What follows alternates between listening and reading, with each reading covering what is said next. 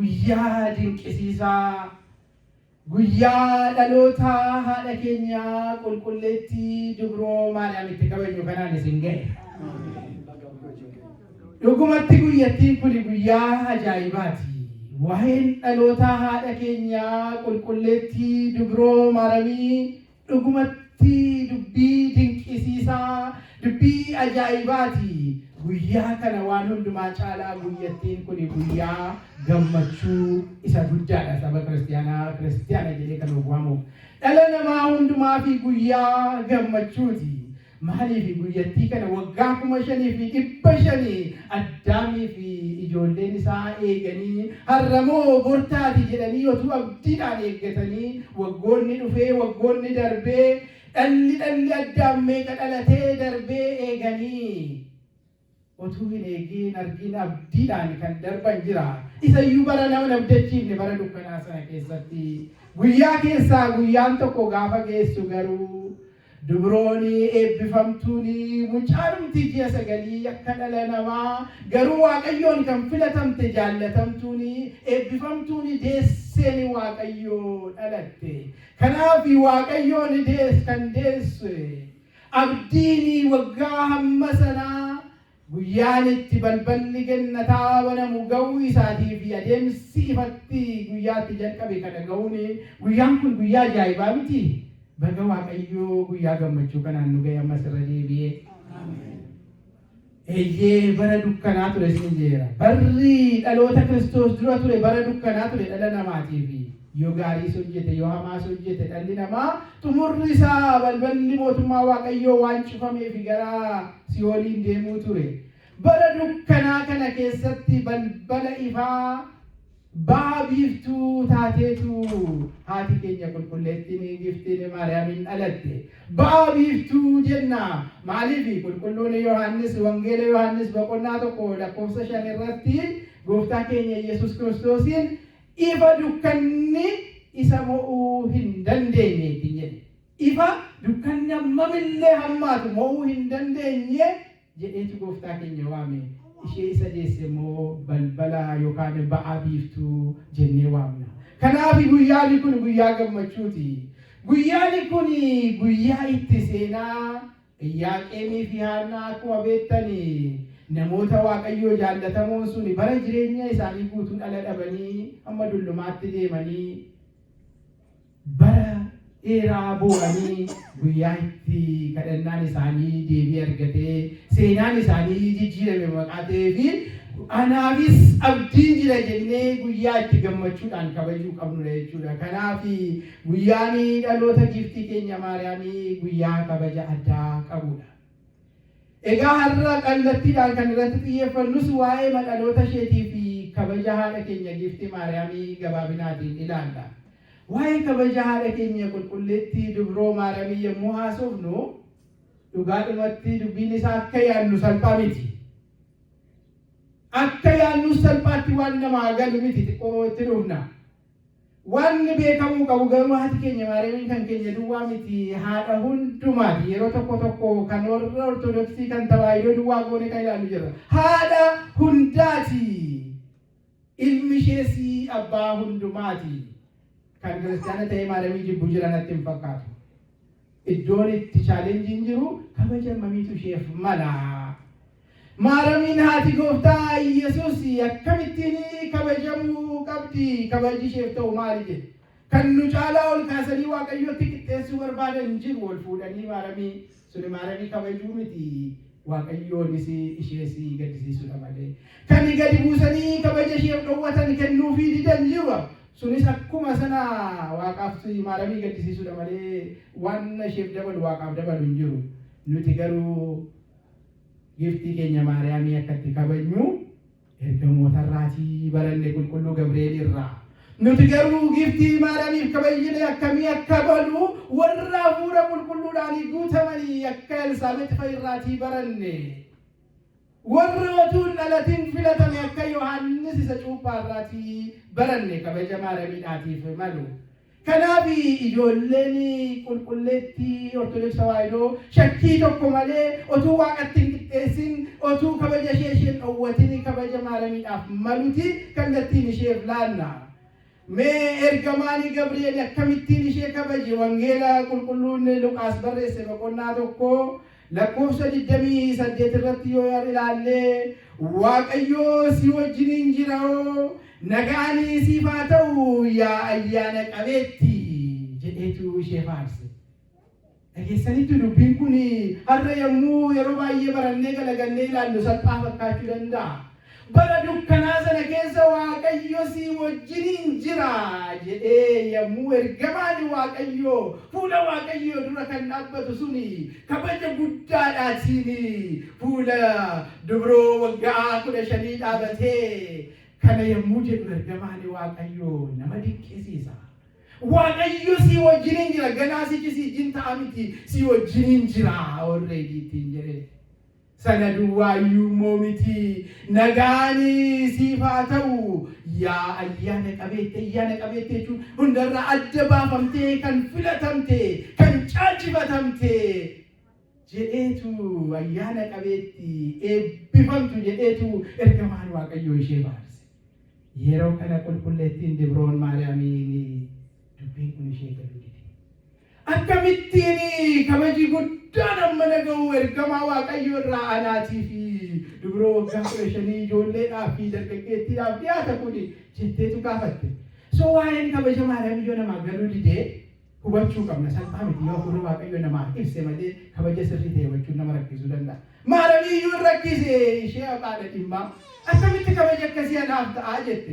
Gaafa kana ergamaan ishee faarsaa jiru kun sila Waaqayyo si wajjin jira sila ayyaana qabeetti jedhe. Kana duwwaayyuu miti jedhe. Ati haadha Waaqayyoo ta'uuf jirta. In ulfoofta ilma Waaqayyoos gadameessa keetti baattaa jedhe. Ammas dubbiin kun noormaalii nutti ta'uu danda'a. Naaf isiniin Maaramiin haadha Waaqayyoo taatee waan beeknuuf. Namatu eenyuun deeme? Kiristoos ilma Waaqayyoo deeme. Kun dubbiin kun hammam guddaadhaaf dinqisiisaadha yaadame. Ilmoo namaatu dargaggeettii tokkotu Waaqayyoo uumaa samiif lafaa gadameessa isheetti baateetu de'e. Arma ishee hoosiftee guddiste ilma Waaqayyoo. Kabaji kun guddaadha. Ganaayyuu kun siif ta'a jedhee ergamaan Waaqayyoo qulqulluun Gabrieliin. Kanaafi ulfinni siif haa ta'u yaa Maarami Waaqa gaditti uumama hundumaa walitti yommuu jennu qaanii tokko malee sagalee Waaqayyoo irra dhaabbanneeti jechaadha. Mee kan Elsaabeexi fakkeenya sun ergamaadha. Warra hafuura qulqulluun guutaman kee ammoo Elsaabeexiin wangeeluma Luqaas kana boqonnaa tokko lakkoofsa 42-43 yoo dubbiftan ati dubartoota hundumaarraa eebbifamtuudha. Gadameessa keetti kan itti baatte mucaali keessi eebbifamaadha. Haati gooftaa kootii dhuftee akkana dubbiftuu fi ani ulfina amma kana ga'u akkamumatti anaaf kennamaa jette Elsaabeexi. Hafuura qulqulluudhaan guutamte. Dubbiin kun dubbii olaantummaa guddaa qabudha. Elsaabeexi adaadaa isheeti Maaramiidhaaf. Umuriidhaan garuu nama dulloomtee akkooyyuu ta'uu dandeessu turte yeroo sanatti jaartii waggaa 90 olii. Maaramiin waggaa 15 yeroo kanatti attamitti ati gara koo dhufuun siif ta'a. Anatu gara kee dhufa malee ati dubartoota hundumaarra hin caaltaa kana nuti uume miti. Dhageessi hafuura qulqulluudhaan guutamtee Elsaabeexitti dubbate. Ati dubartoota hundumaa gararraadha ulfinni keessa. Ati gara koo dhufuun anaaf hin ta'u. Akkawumatti ulfinni akkasii anaaf ta'a haati gooftaa kootii mana koo seentee dhuftee na dubbisuu jette. Akkawumatti ulfinni akkanaa anaaf ta'a Maariyaamiin haadha koo ta'uun jennee yaaduu qabna malee kanaayyuu kan gaafannu miti. Eebbishee fi ayyaanni araarri ishee nurra olee haa bulu. Akkamitti anaaf ta'a kun jettee Elsaabeexiin dinqisiifattee maaliifi Waaqayyoo si filatee haadha Waaqayyoo taatee ta'uutii jedhe. Yohaannis mucaanii gadameessa kee keessa jiru. Yohaannis inni cuuphaan yeroo sana ji'a ulfa ji'a jaati. Sagalee Maaramii yommuu dhagee garaa keessaa hin burraaqee mucaanii koo itti Elsaabeexi. Ajaa'iba dubbii Maariyaamii utuu hin dhalatiin iyyuu beekuu danda'a. Akkamitti beekaa? Yohaannis kun utuu hin dhalatiin garaa keetti hafuuraan guutamaa jedhee dubbatameera horreedii. Hafuura qulqulluudhaan sagalee Maariyaamii dhaga'eetu burraaqe. Kanaaf hafuura qulqulluun warri filataman iyyuu akkasittiin ishee qaba jechuudha. Egaa dubbiin haadha keenya Maariyaamii dhugaadhumatti dubbii ajaa'ibsiisaa, dubbii dinqii maqaa ta'e ayyaana kana gammachuu guddaadhaan guutamnee yoo akka qulqulluu Gabreelii fi akka qulqulleettii Elsaabeet ishee faarsine, yoo akka Yohaannis isa cuuphaa burraaqnee utaallee faarsine, ishee utuun waaqessi nama goonetti sagalee Waaqayyoo piraaktisii gochaa jira jechuudha. Haati keenya Giiftii Maariyaamiin gaafa dhalatte miti kan nama dinqu. Kan isheen filatamte ganaa utuu hin uumamin waggaa 5,000 dura gaafa Addaam akka obboleessi keenya daaqonee sila jedhe, Addaam gaafa gennataa ba'ee Waaqayyoo dhala keerraa dhaladheetan si fayyisa jedhe. Dhala Addaam ishee ganaa waggaa 5,000 fuula duraa sammuu Waaqayyoo keessatti yaadamte sana dhalatee argame. Gaafa sana filatamte Maariyaamiin, gaafa sana ishee beeka Waaqayyoo guyyaa kam dhuftee akka isheen dhalatte ilma ishee ifa addunyaa fayyisaa addunyaa deessee nuuf laattuufi gaafas Waaqayyoo filate. Ajaa'iba miti kun? Otuu hin dhalatin waggoota meeqa fuula dura filatamuun. Kanaaf gammachuudhaan ishee kabajanna. Mee waa'ee dhaloota isheetii daqiiqaa xiqqoo fi waa'ee isin yaadachiisa. Waan hundumti keenya ijoollummaa kaafnee barannee guddannedha. Manni kiristaanaa keenya waa'ee dhaloota dubroo Maariyaamii haadha keenyaa, seenaa dhaloota ishee, dhaloota 7 yookaan jenereeshinii 7 fuula dugda dubatti deebiteetu dubbii Maariyaamii yookaan nagara Maariyaamiidhaan qabdee nu barsiisaa nu guddifte. Dhaloota 7 dugda dubatti deebi'ee addana seenoo beektu. Mee dhalootuma tokko duwwaa haadha ishee fi abbaa ishee irraa ka'ee xiqqoo waa isin yaadachiisa. Abbaan ishee Iyyaaqeemii fi haati ishee Haannaan namoota Waaqayyoo, namoota Waaqa jaallatanii, namoota Waaqaaf of kennanii, namoota dubbii Waaqayyootti jiraatanii, namoota amantii, namoota abdiin isaanii hin raafamne jaboo turani. Ajaa'iba! Namni Waaqayyoo sidaa hin qorama jennee ganaa gaaffii kee hin gallu, garuu tokko qormaati cimaadha. Namoonni akkanaa kun dhala dhabaniitu bara jireenya isaanii guutuu Iyyaaqeem gara Waaqayyootti bu'a. Haannaan imimmaan isheetiin fuula ishee dhiqxi yeroo hundumaa dhala dhabdee. Akkasiin bara jireenya isaanii dabarsanii. Bara sana kee dhala dhabuu jechuun dhala dhabuu isa nuti beeknu duwwaa miti. Bara sana keessa namni dhala hin qabne jechuun nama Waaqayyo abaaree jedhamee ilaalama. Dhala hin qabdu jechuun Waaqayyootu si abaare. Kanaaf dhala dhabde jedhameetu yaadama maqaa ta'ee fi jarri kun dhiibbaa guddaa, discrimination guddaatu isaan irra ga'aa ture. Hamma wayidhaan deemanii dulloomanitti. Kan isin ajaa'ibsiisu yeroo aarsaa waggaatti geessanii gara Yerusaalemitti yommuu mana qulqullummaatti aarsaa geessanii kennaa waggaa isaanii yommuu geessanii Iyyaaqeem yommuu fuudhee dhaqu, luboonni aarsaan kee mana qulqullummaa seenuu hin qabu, iddoo aarsaatti dabalamuu hin qabu nu jalaa xureessa. Maaliifi ati dhala hin qabdu Waaqayyo si abaareera jedhaniitu aarsaa isaanii. Amma ulfaata waan kun. Aarsaa isaallee akka fuudhu yeroo kana baay'ee boo'u turan. Baay'ee gaddu turan. Kennaa galata Waaqa isaanii isa laphee isaanii keessatti beekan sanaaf dhiyeessan illee fudhatamuu yommuu dhibu. Garuu kan isin ajaa'ibu ofitti galagashaa ilaalaa jara kanaa jiru kompeerii godhamee rakkina keenya. Amantiin isaanii guyyaa tokko irraa fafnoo ture. Abdiin isaanii guyyaa tokko irraa ture. Waaqayyo dhala nuu kenna guyyaa fedha isaatti jedhaniitu hin eeggatu. Eeguu duwwaa miti silatiidhaatiin boo'ichaanii kadhannaadhaan Waaqa kadhatu. Guyyaa tokko silatii tasaalanii Haannaanis Iyyaaqeemis yaa Waaqayyo yoo ati dhala nuuf laatte dhabduu abaaramoo jedhamu kana keessaa yoo ati nu baafte dhalati nuuf laatte yoo durba taate mana qulqullummaa keessa bishaan waraabdee lemmata warqee yookaan masooba warqii sana hodhitee akka isheen jirbii footee tajaajiltuuf gara mana qulqullummaa keetti gashine. Ala tokko qabanii utuu qabaatiin yoo ati laatte siinaan sinin immoo nu isa qabnurraa kun xorree kennuun iyyuu waan kan cicciminti miti. Waaleetiin nama qattee yommuu gadi baasuu barbaadu kan waan baafee hambaane. Dhala hin qabne kennuuf waadaa seenan.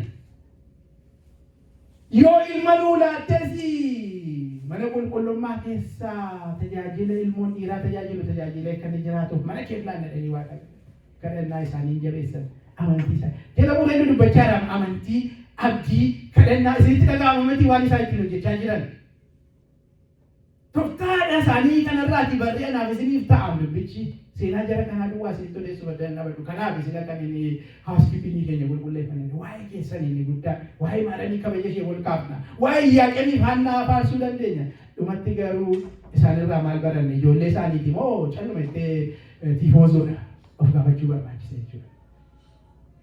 Akka kanaan Waaqayyotti citanii yoo jiraatanii kan isa kadhatanii turuu danda'a garuu kan nama hin dhowwanne yoo namaaf gaariidha ta'e yoo amantiidhaan yoo abdiidhaan dhaabbatan yeroo hundumaa kan namaaf deebisu guyyaa keessaa guyyaa tokko Waaqayyo isaan beellate.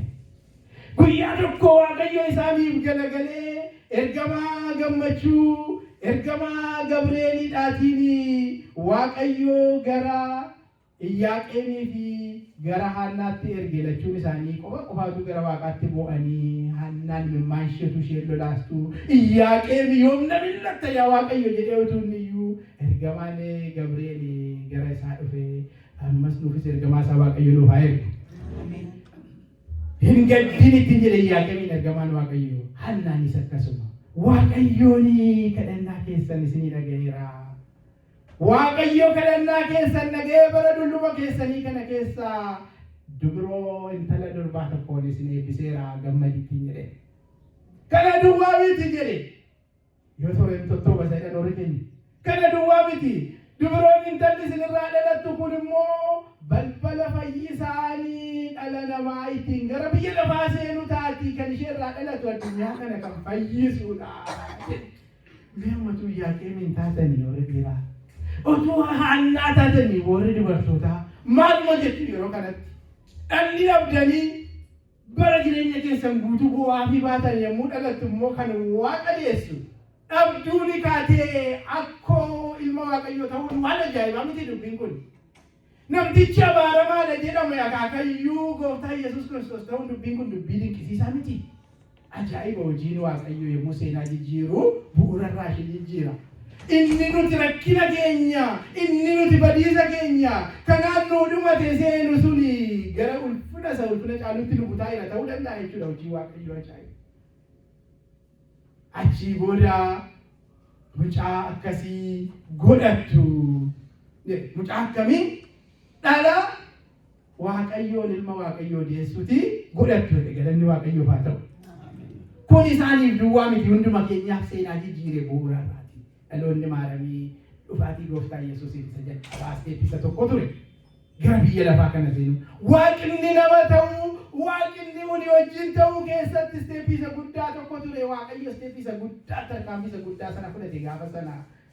Karaa kana gara keenya seene fayyisaan addunyaa. Iyyaaqeemiif Haannaan amma seenaan isaanii addanatti yommuu jijjiiramu. Akkuma sila isiniin jedhe dhaboodha, abaaramoodha warri jedhanii jijjiiramanii eenyu ta'anii? Akaakayyuu fi akkoo Gooftaa Yesuus Kiristoos ta'anii. Kanarraati dubbiin kun uniitti tokko keenyatti waan baay'ee dubbachuu qaba akka dhuunfaatti.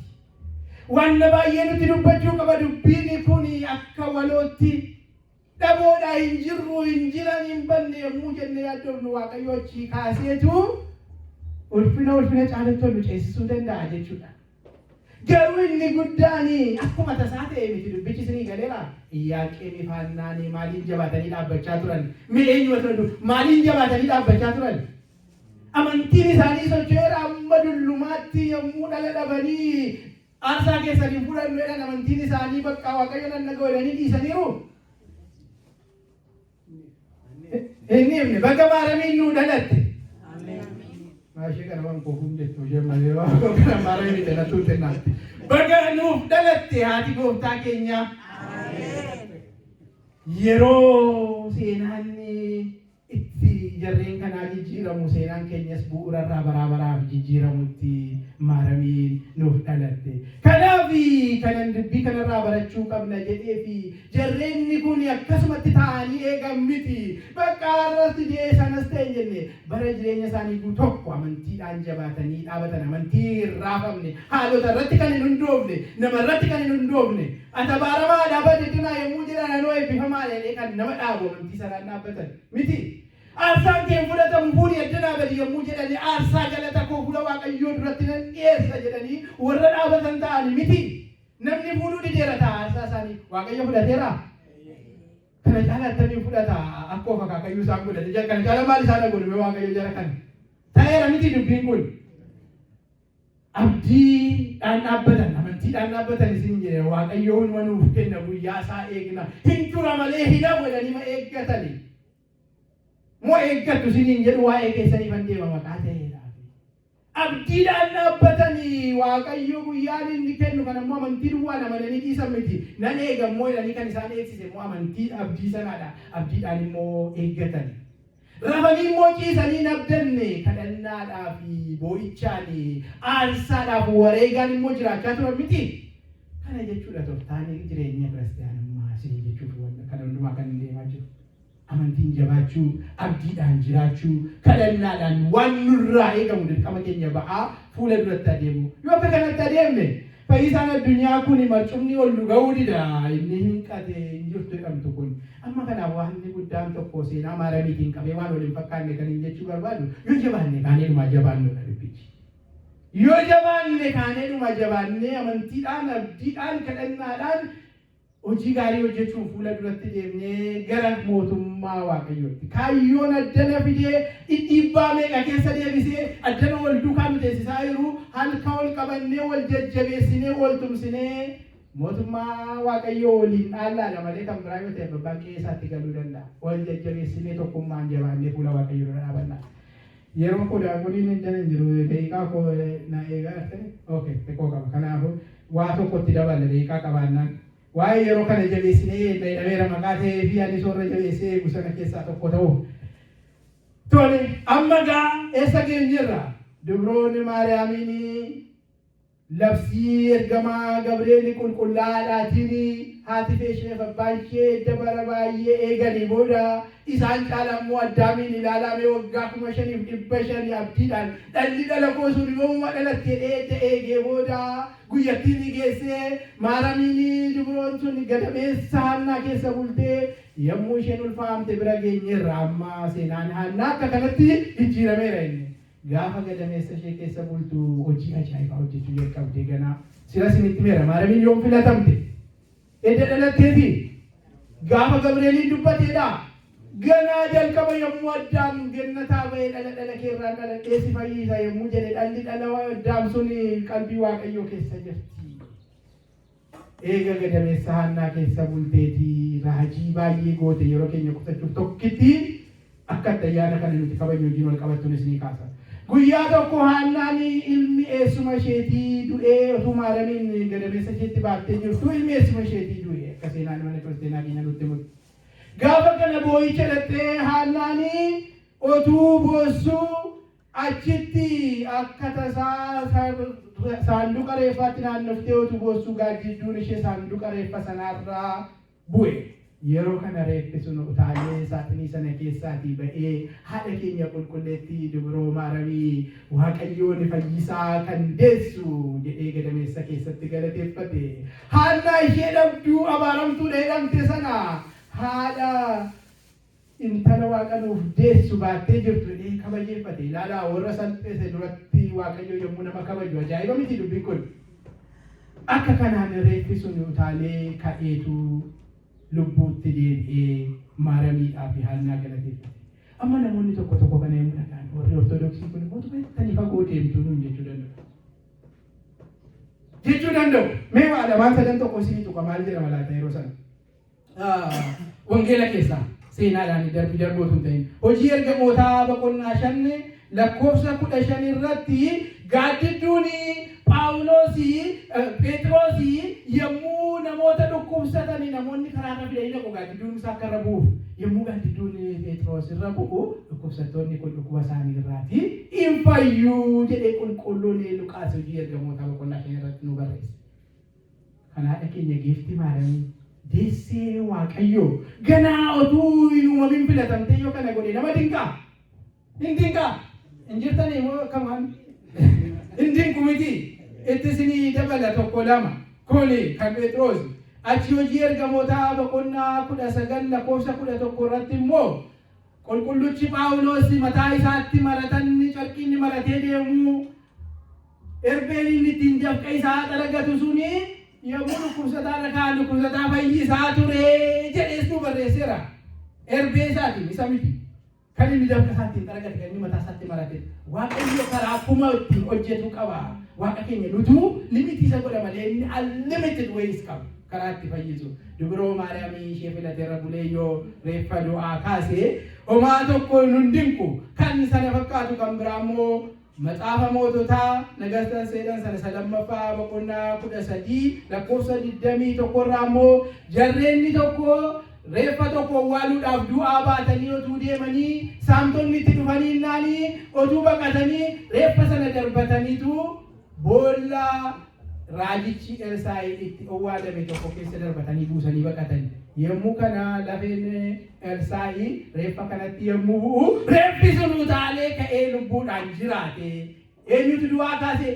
Lafee Elsaa'i keessa bulee Waaqayyoon keenya du'aa kaase. Kanaaf haati keenya Dubroo Maariyaamiin gadameessa keessa yommuu teessee jirtutti gaaddidduun ishee yoo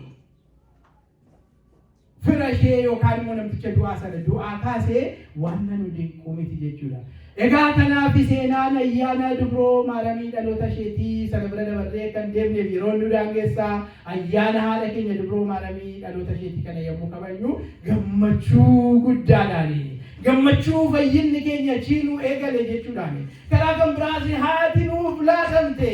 Karaa Yohaannis ilaa haadha keenya jedhee fannoorra dhaabatee gooftaan kan nuuf kenne Maariyaamiin suni nuuf dhalatte haadha kan nuuf taatu kan nuuf kadhattu kan arraarsa isheetiin nu fayyistu yookaan gara fayyinaatti nu fidu nu dhalate jennee gammachuu guddaadhaan kabajuu qabna. Faarfannaadhaatii fi ililleedhaatiin sagalee seenaa ishee dhaga'uudhaan kabajuun keenya gaarii. Dhaloonni ishee inni dhumaa immoo yeroo seenaa kana argan maal godhan warri Yihuudootaa ishee xumuraa seenaan isin dabalu yommuu gadameessa keetu jirtu du'aa kaastu. Yommuu raajiin adda addaa hojjetamu arganii warri Yihuudootaa akkuma gooftaa keenya irratti yommuu raajii hojjetu kaa'anii ishee irrattis kaa'anii Iyyaaqeemii fi Haannaan jireenyaaf illee rakkatanii baqatanii gara tulluu Libaanoositti akka galan ergamaan Waaqayyoo itti hime. Gara tulluu Libaanoositti baqatanii otoo achirra jiraatanii haati keenya qulqulleettiin Maariyaamiin achirratti nuuf dhalatte galanni Waaqayyoof haa ta'u. Yommuu isheen achirratti dhalattu namoonni firoonni ishee warri dhoksaan kana dhaga'anii mulluudhaa fi daabboo wayii qabataniitu tulluu sana irratti dhaqanii isaaniin dubbisaa turan.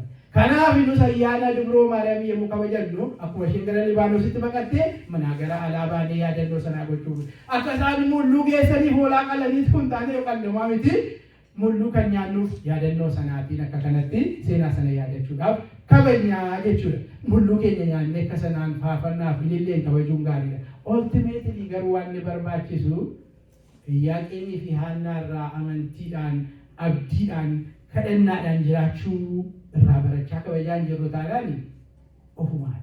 Haadha keenya Dubroo Maariyaamii irraa yeroo nu waan nu daangessuu fi waa'ee jireenyi kiristaanummaa tole jedhanii waamicha ofii fudhachuuni kasoominni amantiin maal akka fakkaatu immoo yeroo biraatti deebina. Haati keenya giiftii Maariyaamiin haadha Waaqayyoo ta'uu duwwaatu hin ta'in jireenya nama Waaqaa akkamitti akka isheen jiraatte immoo yeroo biraatti deebina. Sana Maariyaamii irraa barachuudhaan yoo hin kabajnu ta'e jara keenyaa warruma gaafa tokko dhufee gaafa kaan immoo badu taanaa jechuudha. Warra kutannaan fuula duratti hin deemne taanaa jechuudha. Ana dabalatee gaafa dubbiin cimtu ni baqatu gaafa kaan inni dhufu. Irraa barachaa deemuu qabna yeroo hundumaa jechuudha. Kanaaf egaa ayyaanni haadha keenya Dubroo Maariyaamii kun ayyaana guddaadha dhaloota ishee happy birthday jennee ishee duwwaadhaaf kan faarfannee galatoon ta'e nama dhumaatti kan jabaannee eebbishee nurra oolee bulu Waaqayyo nuuf haa godhu. Guyyaa kanatti immoo harmootiin immoo carraa guddaa eebba guddaa walirra sinii goree haati Maaramiin haadha Waaqayyo guyyaa taate kanatti guyyaa haadholii kabajuun immoo isiniif immoo waan guddaadha. Eebbi haadha keenya Maariyaam isinirraa bulu. Isinis eebbisaa isaanirraa bulu jedha. Ameen Waaqayyo akkuma kanaan tokkummaa keenya jaalala keenya nuuf cimsu. Ayyaana haadha keenyaatiin Waaqayyo amma dhumaatti amantiin jabaannee akka jiraannuuf kadhannaa ishee dhaga'ee amma dhumaatti amantii keenyatti nu jabeessu galanna abbaadhaaf ilma hafuura qulqulluu Waaqayyo tokko.